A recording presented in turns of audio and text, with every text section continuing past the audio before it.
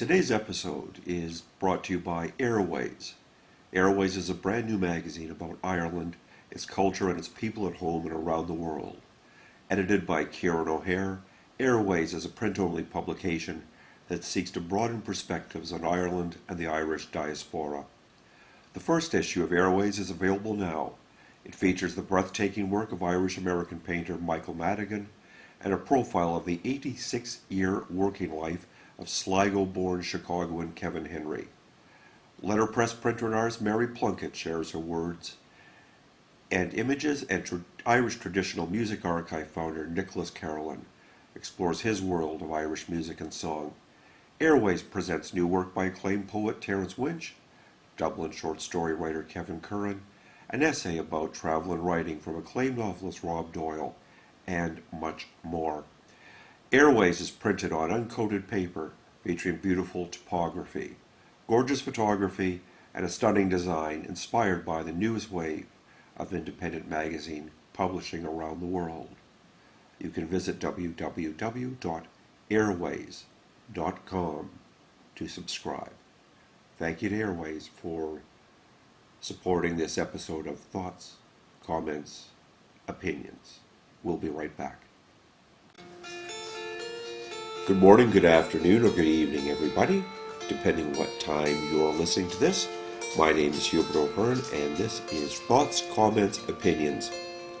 Today on the show, being recorded on August the 3rd, 2015, we have Kieran O'Hare, who is the publisher of a new magazine, actual print magazines, yes, they do still exist, called Eirways, that celebrates Irish culture. You've just heard a promotion for them, actually, before I started talking. We gave that one away free because anything that celebrates Irish culture is something that we choose to celebrate ourselves. Do listen to the end, and then I'll be telling you about our other guests coming up this week. In the meantime, sit back, relax, fire up a podtini, and listen to the words as they fly through the air. Back soon.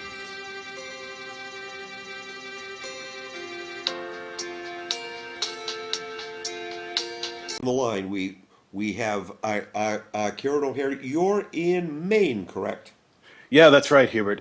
Delighted to be talking to you today. I'm in Portland, Maine, where it's a little warmer today than it's supposed to get. But anyway, it's a nice summer day. And probably a shade warmer than here. I've figured out that what Irish weather is that it's about to. It's either about to rain or about to clear, but it's never one, for very long. Yeah. Another reason to look to the future for some sort of redemption, I suppose. So speaking of Ireland, he segues along. You've started a magazine called Eirways, and right off the top, I compliment you on the title. I'm amazed that one hadn't been taken before. I was amazed that one hadn't been taken before. I was quite delighted to get it. For us, it's got kind of a double meaning. Obviously, the particle air being in relation to Ireland, and airways. It's basically we're trying to look at the different ways that people live their lives, write about their lives, reflect about their lives in an Irish context. So we thought it was a great name. Now, your last name is O'Hare, and we both have that dangling apostrophe, but That's obviously from both of our voices. Neither of us are from here, so were your parents from Ireland? Your grandparents? No, for me, actually, it goes even farther back than that. I grew up in Kansas, which is kind of an odd place. It's not where you expect sort of an Irish-American background. My father's family came over to farm and work on the railroads in the 19th century. Mm-hmm. So I grew up in the state of Kansas. And I suppose, I don't know if you saw this about me, but I grew up playing traditional music, as did my brother Sean. So we sort of, we're sort of immersed in kind of a different sort of take on Irish American culture. It wasn't the shamrocks and the green beer sort of thing. It was always just sort of I guess, sort of an ethnic awareness. Nothing more strong than that. But it was through traditional music and my involvement in that I began to make contacts outside of where I had grown up. Both on the East Coast and eventually I moved to Ireland for university.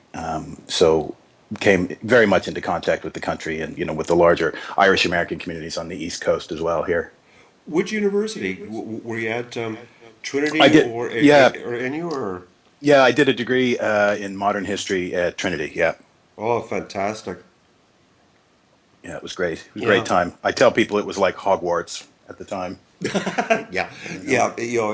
And the long room alone is fabulous there. My God, what a when beautiful when I college. when I finished in Trinity, about I suppose it was about 20 years ago, I graduated from Trinity, and I was a lot of my research was on the 16th century, and you'd be going to the manuscripts reading room, which at the time meant that you used your student ID to get into the long room. You walked the length of the long room, climbed over a rope, and went around this little corner outside of the public area into this rickety old elevator that went up to the manuscripts reading room. So actually, we had a reason as students to go through the long room while it was there. And I know that's all changed now, but it was just a fantastic time.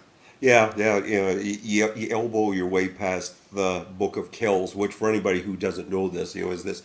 Um, Good Lord, that this 1,000-year-old illuminated Bible and all that. God, yeah, what a place. Yeah, fabulous. Yeah. So, did you go into journalism publishing after university, or No, basically, and to this day, I make my living playing music. I play the uilleann pipes and the flute and the tin whistle, and that's what I've done essentially for the last 20 years. And this publishing is a brand new venture, to be honest with you. It was an idea that I had talked about with a friend of mine who actually helped us out as a literary advisor for our first issue, a journalist by the name of Charlie Madigan. And Charlie and I had kicked around the idea back maybe 10 or 12 years ago when I was living in Chicago of starting a magazine, and nothing came of it. At the time, we both had commitments with work and that sort of thing. So, when my wife and I moved to Maine, we happened to meet a graphic designer here by the name of Kevin O'Brien. And Kevin is, in addition to other elements of his practice, he's essentially a professional commercial magazine designer. And he designs commercial publications for various organizations and corporations. But as I got to know Kevin and went to, started going to his house, I noticed that he had this massive collection of hundreds of different types of very, very beautiful, independent and independently produced magazines that would be noteworthy for the quality of the paper they use, for the excellence of the typography and the design, an emphasis on beautiful photography, and a de-emphasis on the defacement of a publication that most advertising causes. Obviously, there have been magazines that fit that description for quite a number of years, but certainly in the last 2, 3, 4 years, there's been a real boom in independent magazine publishing on all sorts of different topics. So as I got to know Kevin, we started kicking around the idea of starting our own publication, and out of those conversations, the ideas for Airways came to fruition, really. yeah, because when I first ran across a reference to Airways on Twitter, I thought, oh, new magazine, and took a look at your website. I thought it's in print like actual paper, you know. Actual paper, yeah, Yeah. yeah, right. Um, Tell me about that decision because everybody keeps saying, or not everybody, obviously, because you and I aren't, but the conventional wisdom is that print is dead. Everything is online or on iPads or smartphones. Yeah, I mean, well, the first thing I'll say is having been and continuing to be a professional uilleann piper, and then going into a print-only magazine. I suppose the only job remaining for me is a kamikaze pilot. Everyone does seem to say that staying with print is a bit of a suicide mission. But Or I raising really, doves to carry messages. yeah, well, that's right there, passenger pigeon cultivation. But really, I and loads of my colleagues in the world of independent magazine publishing will all very very flatly and firmly deny that print is dead. I you can see statistics that tell you that print doesn't make as much money as it used to, for big corporations and things like that. And that may well be true. But the fact of the matter is that I think there are plenty of people in my generation and people 10 years, 20 years younger, 10 years, 20 years, 30 years older than me who still crave that connection with paper, that connection with something that you can hold in your hands, and that permanence of a printed object, in opposition to what we deal with on the internet. I think, well, Rob Doyle, the great novelist and writer and critic, who we featured in the first issue, he was interviewed somewhere, I saw it online, where he said that basically something like between coffee and the internet, my attention span is completely shot. And I think that a lot of people would say that. All of the content we see online, the very word content, means that what we encounter in our digital lives is fleeting and it's fast moving, and it's ultimately transient. It ultimately will disappear from the screen, and certainly research has shown that it disappears from our minds pretty quickly. Whereas if you have a book or a magazine in your hands, it's in a way it's like the ultimate push notification. It's always right there where you put it down. I totally agree with you. A lot of what I do in my work is I review books, and I hate ebooks. What I love about a physical book is that I can dog ear it. I find it much, much faster to get back to a passage I want to find rather than type in, search, whatever, or find the yellow sticky note. Plus, leave us face it, there's a certain snob appeal, and I don't have a better term for it. To have a really good looking book or magazine on your coffee table, on the shelves, and so on and so forth, it's a way of demonstrating, look what I read, and feel free to leaf through, Yeah, I suppose there's a certain element of that. I certainly didn't set out to create a sort of prestige publication, but in my experiences both in the music business and now in this divide between digital and print, I would just observe that as time goes on, people value less and less the intellectual property or work of others. So whereas maybe in the 70s, 60s, 70s, somebody would save money to go buy an LP and treasure and listen a million times to that one album. Now somebody just, if I was reading something the other day where they were asking kids how they get their music, and kids say, well, they just go to YouTube, find the song that they want to hear and capture the audio from it.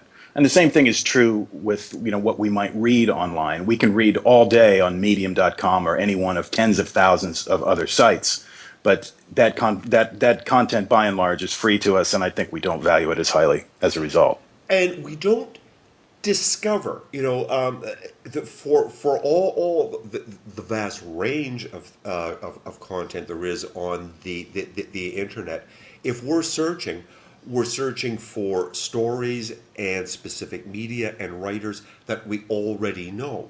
Whereas in a magazine, say, okay, your piece with Rob Doyle. Oh, I know Rob, and I'll pick up the magazine to read that. And here's a story by Kevin Curran. That Right. and maybe your reader hasn't read Kevin's stuff before, but here he is. So now, I found something else I've enjoyed. I've actually expanded my interests. Well, we certainly hope to be able to, fill that role for people. I would say it's funny when I was a kid, my mother worked as a librarian. She's an academic librarian, and I used to go to the library where she worked, and I would start out somewhere in the reference section and just pick a book off the shelf and start reading, and that would lead me to something I became interested in through reading that book. So I'd go to the card catalog and sort of search down that interest, and then end up on the second floor of the library in the history section reading a book there. And I would just spend my afternoon, where that chain of research took me. Now that was a physical process where you're moving with your body from place to place to place. Whereas we can follow those kinds of searches at 1,000 times that rate. Just if you sit down with a Wikipedia article and start clicking links, for example, it will send you all over the internet in seconds or in minutes. You could look at hundreds of different topics in the space of an afternoon's browsing. And I think there's something to be said for the association of the physicality of action, be it reading or walking around a library, and the retention of ideas and the appreciation of the printed word, really. I quite agree, and my counter to print is that of all forms of media ever invented, um, the actual publication on paper is the hardiest ever invented. It survived the rise of theater, it survived the rise of radio, film, television, the internet. It's going to be around in another 500 or 1,000 years, too. It's just the sheer permanence of it, you know? Oh, I agree. I agree entirely. Well, I certainly hope so, anyway. Yeah. And you're thinking, I don't care about 500 years so long as the thing lasts 20. We're doing good. Exactly. So, what's in the magazine? Give the listeners a sense of what the content is like. Well, the background, or the backbone of every issue essentially is profiles of people talking about their lives and their work and how they feel about it. In that sort of way, I've been very influenced by a man whose writing I've very much enjoyed over the years, who's Studs Terkel, who Oh, was an American. fantastic! Yeah. He was an American writer and broadcaster who died there probably 15 years ago. Or was it that long? I'm not quite sure. Anyway, he would talk to people. There was a book he did especially called Working, Yep. where he talked to people who, in any line of work, from working in a factory, working as a dog catcher, working at a telephone exchange, that sort of thing, talking about just simply about their lives and how they feel about it. So to that end, in the first issue, the cover of the issue, there's a very arresting photo of a man called Kevin Henry. And Kevin Henry was born about 87 years ago in Sligo, and made his way through many, many different paths. Finally ended up in Chicago. But have Kevin talking about his working life, how he began working on his family's farm. They had a lime kiln in Sligo there. And he'd be up in Arigna getting coal to keep the lime kiln burning. He ended up as a migrant agricultural worker in the UK and a miner in Lancashire. He went to Canada. He was in St. John's, Newfoundland, Halifax, Toronto, Montreal. Ended up working on the subways as a tunnel rat in New York City. Was a copper miner in Butte, Montana, and ended up as an iron worker in Chicago and New York on the Verrazano Narrows Bridge and the Hancock Building. Wow. So it's an amazing story of something. I was only through getting to know Kevin over the years and years in Chicago that I found out how fascinating his life had been in that regard. He belonged to 10 labor unions in his life. I also visited with Nicholas Carolyn, who's the founder, one of the two founders of the Traditional Music Archive in Dublin. And Nicholas is just retired from his position as director. And I talked to Nicholas about the directions in traditional music. I talked to Mary Plunkett, who's a letterpress printer, designer, and an artist in Dublin, about her work in words and images. And I talked to a young playwright in Dublin by the name of Sean Dunn, who is engaged with, among other social issues, with the topic of immigration in his work. So to me, that's the backbone of every issue, is basically people talking about their lives. Around that, I've made a commitment to featuring original writing in every issue. There's a short story by Kevin Curran called Monuments. There is an essay by Rob Doyle called A Fantasy of Dublin, about how it's Rob talking about how, in order to write well about Ireland, he had to leave it for a time. And both of those writers were featured in that fantastic collection of short fiction, Young Irelanders, that just came out. Yep. And I also featured, I don't know if you're aware of the Irish-American poet Terence Winch, but I have, he's a great eminence in the Irish-American literary scene for sure. And Terence gave me 5 original poems to publish. And they have to do with growing up in an Irish-American neighborhood, Irish and Irish-American neighborhood in the Bronx back in the 50s and 60s, really. What's your ratio of nonfiction to fiction slash poetry? I would say that fiction, there's the first issue has one piece of fiction, one essay, and 5 poems. I'd say it constitutes about 15% of the content of the magazine. How many pages? This issue is 96 pages. Okay, nice, nice. And are you publishing monthly, bi-monthly, quarterly? My goal is to publish as close to quarterly as possible. I'm saying a new issue every 3 to 4 months. I'm deep inside issue 2 right now, and I'm hoping to go to print with that within the month. So hopefully by the end of, certainly, hopefully by mid-September, that issue will be hitting the shelves. Yeah, I think that that's a wise schedule to go on because you can keep the quality up and you aren't buried by print and distribution costs. You quite literally have a longer shelf life, on a quarterly. Well, what we've done, and as I say, we're a two-person operation, so a lot of that, the fact that it's just the two of us, myself dealing with all the editorial content and Kevin O'Brien dealing with the design of it, we're obviously sort of we're shorthanded, which is fine. But we've designed the publication so that the content is what I would call evergreen. There's nothing in the magazine that basically dates it, that says that this, if you don't read this before August 15th, it will be out of date and the article will be about something that isn't happening anymore. We're not doing events listings or anything like that. Yeah. So we're hoping that the content of the magazine means that it can stay on shelves, until it's sold out, basically. Starting Easter 19 or Easter 2016, we hit all kinds of centennials leading to Irish independence. Are you planning any theme issues per se around that, or no? Yes, absolutely. We're going to engage with the 1916 commemorations, certainly. I have a couple ideas about what form that's going to take, but I'm not quite there yet. And the other commemoration that I think is important is also the 100th anniversary of the Battle of the Somme, Yeah. which was a huge event in European terms, and also had huge ramifications for many Irish people at the time. In terms of the nuts and bolts of it, are you selling on both sides of the Atlantic? Yes, absolutely. Our business model, such as it is, the backbone of how we, will keep this running is by selling subscriptions through our website online. The magazine is available in the London area and Brighton and Nottingham. So we've got some UK distribution in place. Also, some copies have arrived in. There's some places in Dublin where the magazine's available now. And basically, our biggest cost is shipping. Sure. That's what it kills a lot of independent magazines. What we've kind of done is, for example, if anyone in Ireland wants to subscribe, we're rather subsidizing the shipping to make it more affordable. If I just put one copy of this magazine into an envelope and send it to Ireland, it costs somewhere between $11 and $12, which is prohibitively expensive. So we're sort of subsidizing shipping to make the magazine more attractive for Irish subscribers. Yeah, I wondered about that, because I was going to send some stuff back at Christmas time to my stepdaughter, and it wasn't much bigger than a shoebox, and I looked at the price of postage, and it was worth more than what was inside the box.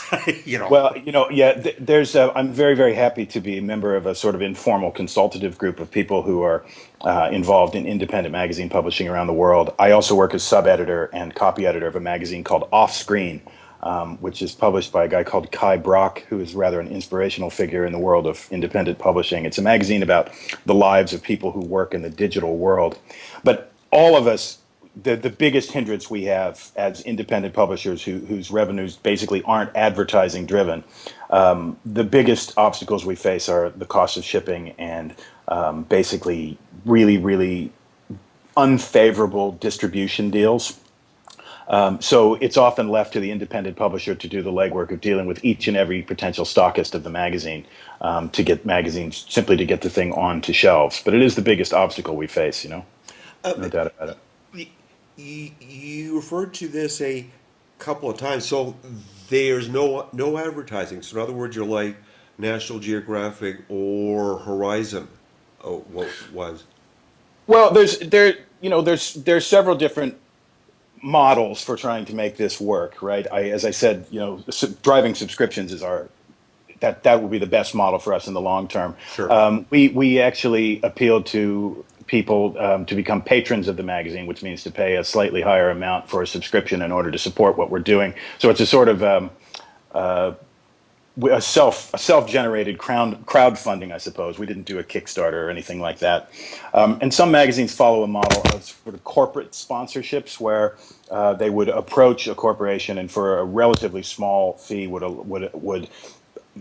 a corporation who shared their sort of values or a business that shared their sort of values, and the corporation would take out a page in the magazine, and basically it'd be a page that was designed so as not to look like garish advertising. Right. And research has shown that actually readers are more likely to read advertising that isn't screaming at them, out of the pages Yep. of the magazine. So as long as possible, I mean, I don't want to open the doors to having loads of advertising because first and foremost, we want to make a beautiful publication, and I think that in the vast majority of circumstances, advertising is not an attractive thing. I like it, and I honestly think it will work. Now, in terms of content, how are you going about gathering that? Because obviously, there's a whole lot of writers who listen to this podcast, and I don't want your email flooded. Are you accepting unsolicited? Are you? Oh, without question. No, without question. I'm very, very easy to find. It's Kieran at Eirways.com. I'm happy to read anything that comes my way. In terms of selecting content for the magazine, Hubert, I sort of am approaching it a little bit like that younger version of myself wandering around a library. I'm very, very fortunate to know quite a number of very interesting people who themselves know loads of interesting people. So it's basically through talking to people that I stumble upon ideas and people to profile for the magazine. Rob Doyle, in talking to Rob Doyle, Rob Doyle's recommended some writers to me. We're very, very thrilled to be featuring a short story by Roisin O'Donnell, who I believe you did an interview with there last week. Fabulous, fabulous writer. She is going to be huge. Yeah, she's just great. And Rob, I came to her via a couple of recommendations. Another great writer that Rob recommended to me was called Sydney Weinberg, who's living in Dublin. Yep. So it's just basically chains of personal connection, which I think is the best way to get through life, not only to find material for a magazine. Oh, indeed. I'll explain why I'm asking this. I did an interview with Colm Jackson, the photographer, the other day, and I actually forget if this was in the podcast or if it was when we were talking before or afterwards. But he was telling me that other than the U.S., obviously, the biggest Irish diaspora in the world is in Argentina. And so that leads me to ask, are you going to be covering people in the diaspora worldwide, or are you really going to concentrate on the people on our little moss-covered island and U.S.? No, I definitely plan to be expanding, to different communities around the world. I have been fortunate enough to do a fair amount of traveling through my work in music in South America, and I met an amazing array of people with Irish connections down there.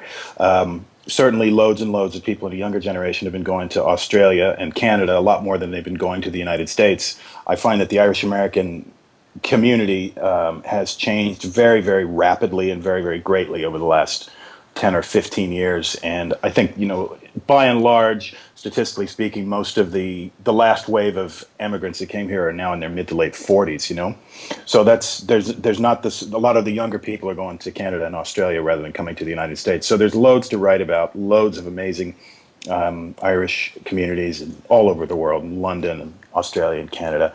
And I was in Montevideo in Uruguay there a few years ago, and I met a man called Conrad O'Neill, whose family had been in Uruguay for 5 generations. And though he spoke Spanish, he spoke English with an Irish accent. Fascinating guy to meet, and fascinating communities of people. Yeah, it truly is, and I wanted to move here from the time I was 10, and saw Galway, and I made a promise then that I'm coming back here to live, and have never been happier. So I'm certainly an ambassador of nothing, but thank you ever so much for what you're doing, for Ireland and its culture. So I want to give you the the last few minutes we have to basically say anything to the listeners you want about the magazine, how to. You mentioned your email. If you want to pitch the website for people to get a feel of it, the time is yours, Kieran. Oh, well, thank you very much, Hubert. Well, the website is easy enough to find. It's www.eirways.com. That's EIRWAYS.com. And basically, information about the magazine and about issue 1 is there. If you're in Dublin looking for the magazine, we're available at the Winding Stair, at a shop called Indigo and Cloth, and at the Library Project in the Temple Bar. If you're in the U.S., we're available a few places around the country. Obviously, subscribing through the website is the best thing you can do. And all I can say is that I'd be delighted to receive support or feedback from anyone who, you know, shares our commitment to the medium of print. And do support as much as you can publishers. There's some great new literary journals coming out in Ireland in the upcoming months. I'm looking forward to a new one called The Banshee, but there's the Gorse Journal. There's a great magazine called We Are Dublin. Loads and loads of independent publications are starting to crop up all over the place. So as much as you can, support print. Fantastic. Kieran O'Hare, thank you so much for doing Thoughts, Comments, Opinions. Take care. Hubert, thank you for your time. Really appreciate it. Cheers. And once again, I'd like to thank our guest, Kieran O'Hare, for doing this episode of Thoughts, Comments, Opinions. Now, promised you that I'd be telling you about the rest of the shows this week. Recording tomorrow, I get to talk to one of my absolute favorite people in the world, Vicki Abelson, the founder of the best book salon there is in North America and probably the world, called Women Who Write.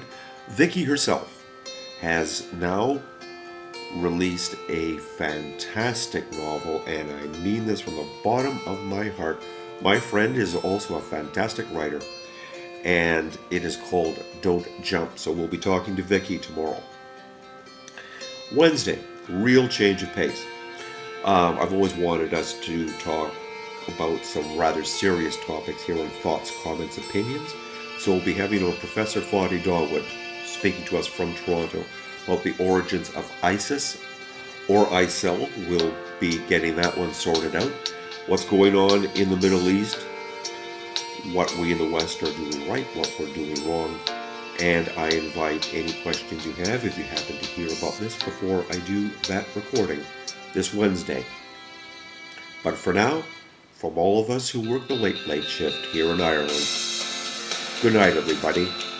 Be seeing you.